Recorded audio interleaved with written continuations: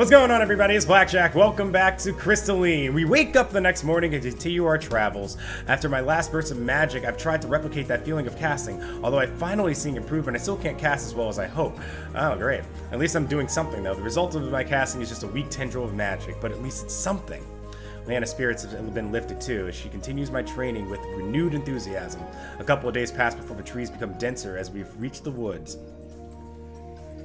We must be right on track, because we're in the middle of God knows where. Oh, maybe another scene where I get to hold Leanna again. At first, the walk is easy, as the trees lie in a well-worn path, but the deeper into the forest we traverse, the more careful we become of our step as the wild undergrowth tangles our legs. The Pango wobbles unsteadily over the roots and debris on the ground, then hops onto my shoulder. Oh, the Pango, sorry. Go to Amy or something. Oh, hi. The canopy overhead thickens, blocking out much of the sunlight. Leanna glances uneasily around her. Noticing Leanna, Zach glances around too and becomes grave. Zach, you're supposed to be the brooding one here. I think we stumbled into the forest of grieving. Whatever. Is Kara still confident? Because that's cool with me. Leanna balks. Grieving? Yeah, grieving. It's where a whole bunch of grievers come in and then start trolling us and start yelling shit in my ear for about the next 2 hours, or however long this walk is. The Pango looks concerned. Boy? Zach nods. Kara looks curiously at Zach, then watches Leanna gaze suspiciously around her. She seems to put two and two together and grins mischievously. Isn't that the one with all the trapped souls? Oh, I see your game. Leanna's eyes widen and her voice trembles. Trapped souls? Is every forest in this place haunted? Go along. He's teasing. Spook her. With Leanna distracted by Zara and Kara, I creep up behind her. Boo! Alright, that was worth it. Thank you, Kara, for the assist. High five. Leanna leaps. Oh, damn it! Okay. Leanna leaps out of the way, but loses her balance and falls. Zach and Kara burst into laughter. I thought Siri went off again. It was one of my friends calling me. Leanna pushes herself to her feet as her face turns red. She sees me. Is that you? Maybe. Well, what was me? I was just minding my own business when you randomly fell over. Leanna frowns. You made that noise. What noise? I most certainly did not. It must have been one of those souls. Ooh, spooky, scary. She plugs her ears. I'm not listening. Amelia puts her hands on her hips and glitches out a little bit. Evidently, Zach, you were misinformed, as there is no such place as the Forest of Grieving. Okay. Then where are we? No, there definitely is a forest of grieving. Right, Kara? Yeah, Kara. Absolutely. Uh-huh. If that is true, it is certainly not here. Okay, Amy, you can just go back and stop ruining our fun. Leanna pouts, her face bright red. You guys are the worst. She rushes closer to Amelia and pointedly ignores Zach and Kara, who pretend to hide their amusement. Leanna frowns at me too. The Pango shoots the two of them with dirty looks. Boy. Alright, well, you can go have fun with them then. I'm gonna go hang out with the cool kids. That's right, Pango. She scoops him into her arms and hugs him into her chest. The Pango doesn't protest. Of course he doesn't. We continue to walk in silence. As we venture further within the forest, the air feels thick and heavy. The canopy thins out, but the trees themselves have knotted in thick bark. Oh, have knotted in thick bark, I got it. Making them seem very old. They brighten with the ethereal blue-green luminescence. Does anyone else feel that? The Pango squirms in Leanna's grasp and hops out before exploring the forest. This place is loaded with magical energy. Great! We can set off like a spiritual magical energy bomb here. Is that why it's glowing? The natural formation of crystals is what gives it its coloration. Uh-huh. I take my time admiring the natural beauty of the place. It feels like a scene from a fairy tale. Peeking out from behind a tree is a small pink Pango. My Pango hops over to her, and when she realizes she's been spotted, she hops out into its view and tilts her head curiously. Boy? Pink Pango! Boy! The pink Pongo looks over at Leanna and gives her a wide grin. Leanna gasps as it hops closer to her. How cute! Yeah, okay. She reaches out towards the pink Pongo, who hops into her arms. Oh, she likes me! Leanna squeals excitedly and hugs her closer. Oh, now there's a green one. Another Pongo peeks out from behind a bush and hops over to Leanna. Her grin grows even wider. She opens her arms and the Pongo hops in, much to Leanna's delight. Another Pongo! Boy!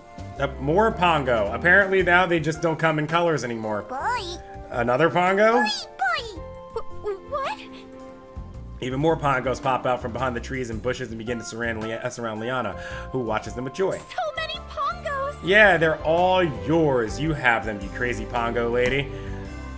She reaches out to all of them and they each openly receive her affection. Boy!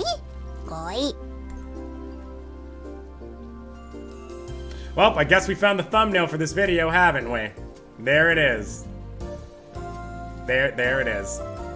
The chorus of poise increases even more merge, and soon even Leanna is overwhelmed by the sheer number of Pongos. Zack stands as close to the edges of the trees as possible, and as far away from the Pongos as possible. His hand hovers protectively over his dischargers as he eyes the Pongos suspiciously. Amelia moves from Pongo to Pongo, seemingly studying the variations. Kara joins in and plays with the Pongos closest to her. As even more Pongos filter out into the clearing, Leanna's eyes fill with tears. Too many Pongos! This is your fault. Oh no, Leanna, are you okay? The squishy things are attacking you. Her smile was still as wide as ever as she kneels to the ground holding as many Pongos as she can in her arms, but the tears continue to flow. Oh no, I'm in love with the crazy Pongo lady. Here we go. She speaks between sobs. I can't hug them all! Is this a reference to... Okay. There is a very famous, I think it's like an OK Cupid video that this person is doing, or it's eHarmony, I think is what it is. And she's just like, I love cats, and she starts crying because she can't hug them. This has to be a reference to that. Kara comes over and puts a comforting arm around her. It's okay. Just hug as many as you can.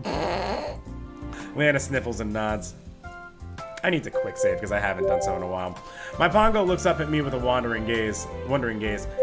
Stay by my Pongo. Join in on the fun. Ugh, too many Pongos. I stand by Zack as far away from the Pongos as possible. He gives me a nod, knowing nod, which I return. From among the Pongos emerge a Pongo larger than the other. Excuse me? He has a twist of leaves which he wears around his head, and as he passes, all the other Pongos seem to settle down in reverence. He pauses in front of Leanna. Boy? Leanna blinks. Boy! That was a long string of poise. We come in peace, we come in poise. Let Leanna do the talking. No, I want to have some fun. We come in poise. I step in front of Leanna and address the Pongo. Don't worry, honey, I got this. Don't worry, we come in poise. Everyone stares at me while Zack facepalms and shakes his head. I expected that. The Pongo just looks at me curiously. Boy? I don't think he understood me. My Pongo steps up into the larger Pongo and speaks in a series of poise. Boy! The larger Pongo seems surprised, then nods. Boy? Yeah, have you been smoking a lot of cigarettes recently? Because it sounds like you're definitely on like you got like a, it's just maybe a little less of that. It's a bad habit. We're gonna get you a poi patch so that you can quit your addiction. Boy? He turns around and hops deeper into the forest. My Pongo faces us. Boy! He tilts his head to indicate the forest, then follows the larger Pongo. Should we follow them? Zack shrugs, but Leanna nods. Yeah, I think we should. At the very least, we can't leave him. We can't, or we shouldn't, because if we can, then I think we do. What if he's leading us to danger? Yeah, ever think about that? It would seem that the other Pongos respect the larger Pongo. Well, because he's King He Pongo. may be the equivalent of a king or other authority figure. If he wished us harm, we would already know.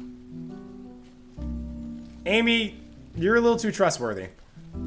Besides, the most harm a Pongo can do is cuddle us. Oh, you mean for science? Also, I don't understand why Kara can't be best girl. She even has a similar design to Kaori. Look at the hair. The hair just needs to be red. That's all.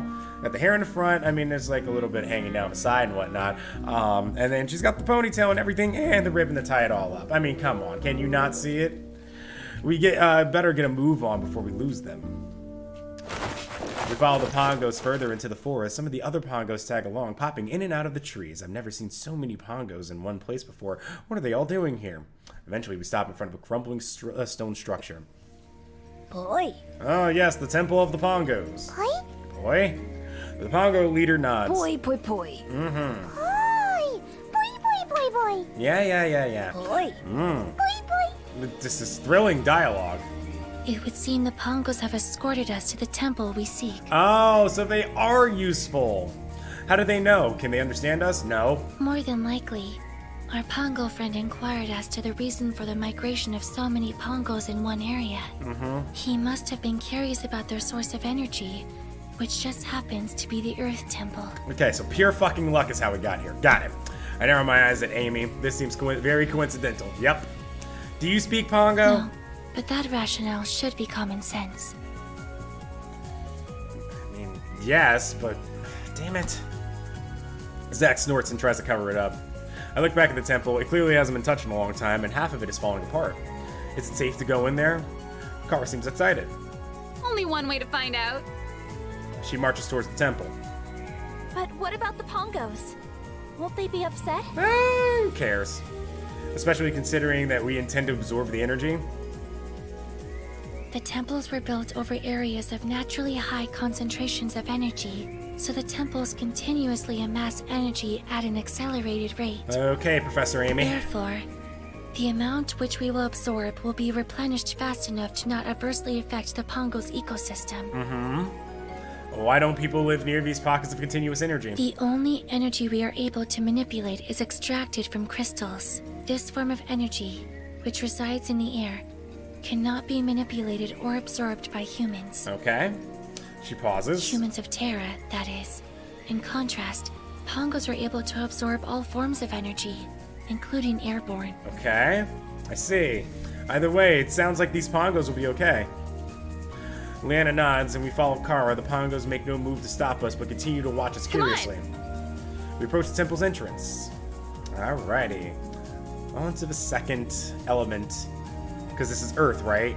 Yeah, this is Earth. The temple structure, at least what remains of it, reminds me of the one from the Fire Temple.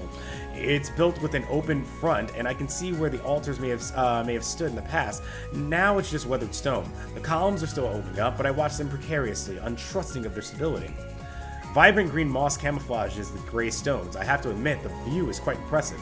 Kara takes the lead and steps carefully on the stones, obviously testing for traps. The rest of us hang back and let her explore without distraction. Leanna holds on to the Pongo, who seems eager to explore with Kara. After circling through the temple, she returns to us perplexed. Based on the design of the Fire Temple, I figured the Earth Temple would have more traps. Or even just one trap, but I found 0. That's why you're useful. Then we should definitely stay on our guard.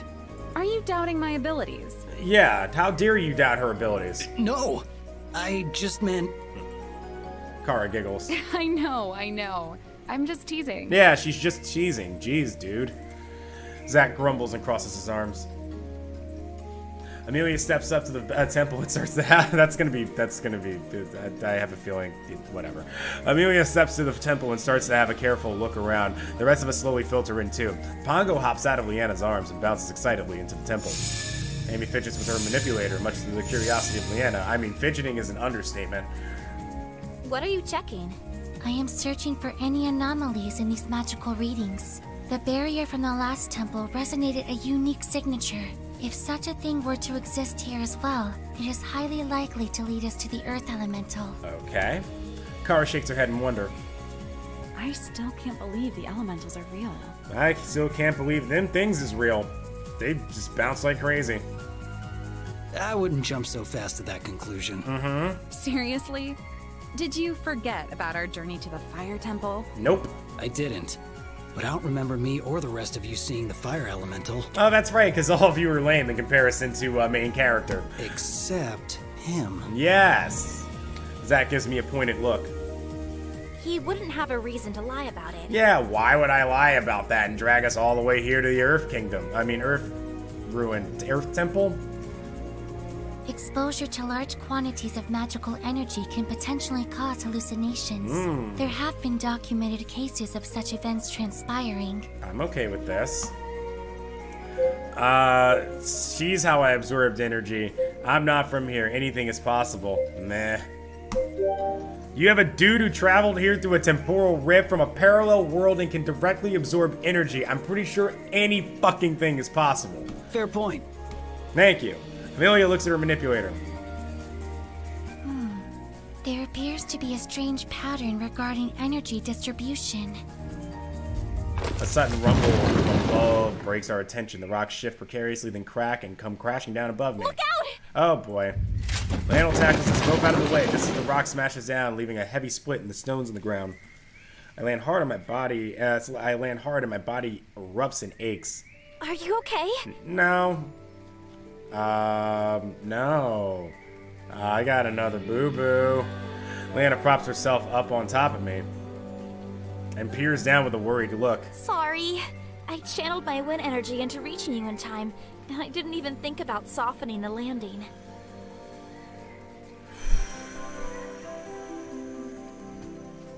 I'm not even gonna say anything. I stare at her. You just saved my life and you're apologizing over something like that? Lana looks a little surprised, but then she lets out a little smile.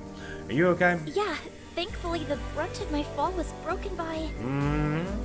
Her voice trails off and her cheeks redden when she realizes she's straddling me. The game is forcing me to like Leanna. I don't necessarily have an issue with that. She quickly picks herself up. Aw, I actually didn't mind us being like that. Why did you have to realize things? I wince as I carefully push myself to my feet. Leanna's attention is on the mountain of rocks sectioning us off from the rest of the team. Hey, can you guys hear us? If we can hear you, I hope you can't see us and what just happened. Kara's voice is muted from the other side of the rock wall. We're fine, what happened? The structure collapsed from the instability of the ruins. I would advise caution moving forward. Sounds good. Boy. Pango's voice is very small. Pango! Don't worry. He's safe here with us. Good, keep him there. Speaking of moving, how are we gonna get these stones moved? Stand to the side. I'll move them with my magic. We're fucked. Leanna motions me to move back and I comply. Her gauntlet flickers to life as she channels her wind energy. At first, the rocks refuse to budge, but Leanna keeps trying. Sweat beads on her face as she concentrates, but even after a few more attempts, she's unable to move the rocks to break the wall. I can't seem to move any of the stones. The frustration is evident in her voice. It's weird that she can't move any of the stones at all. I hear some shuffling on the other end, and I assume it's Amy using her manipulator to scan. Interesting. It appears these are no ordinary stones. They are shielded with magic. Sweet, let me go ahead and get my ability to do earth stuff, and then I can earth bend. I'll become the avatar. We're all good. What does this mean? The magic they are shielded with are dampening any other outside magical efforts. That's not good. No, it's not. However, in light of this new information, I am able to adjust the type of reading necessary to override the wall's magic block. By doing so, I am able to plot out the navigation of this temple as the ruins emit energy. Based on our current locale, our paths will converge in a short time if we move further in. Okay. That sounds like a plan to me. Let's get going then. Leanna and I look at each other and nod. We start heading towards the direction Amy provided. Okay. I have a feeling we're probably going to jump into the temple itself, so I'll actually stop right here, and then in the next episode, we'll dig into the whole Earth Kingdom, I say Earth Kingdom, I keep saying Kingdom, Earth Temple, in that next episode. Thank you all so much for watching. If you enjoyed today's content, please go ahead and leave a like on the video. If you're brand new, go ahead and subscribe, and tell me your thoughts thus far on our journey through Crystalline. Nothing witty here. Goodbye. Good night.